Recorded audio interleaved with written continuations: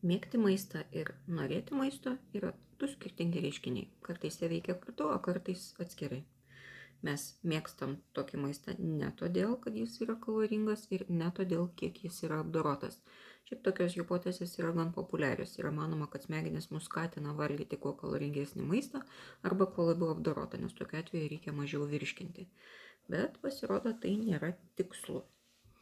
Šiame tyrime yra nustatyta, kad mes mėgstam tokį maistą, kuriame yra subalansuotas iš angliavandenių ir riebalų gaunamas kalorijų kiekis ir tokį maistą, kuris turi intensyvesnį skonį. Čia viską sudėjus aš visiškai nesivaldau ir galvoju apie keptas bulves. Taip pat dėja mes labiau mėgstam tokį maistą, kuris turi mažiau ląstelienos. Na, o čia jau sveika priežastė apie tai, kodėl žmonės nemėgsta daržovių. Maisto norėjimas yra susijęs su prognozuojamu atlygio jausmu suvalgius maistą. Ar mes jausimės gerai?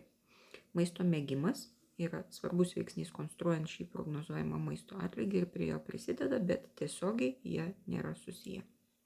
Jeigu mes, pavyzdžiui, prie maisto atlygio pridedam būsimą kaltės jausmą, tai jau tada tas rezultatas ir nesusiformuoja. Skanaus, vis tiek skanaus. Taikos ir ramybės.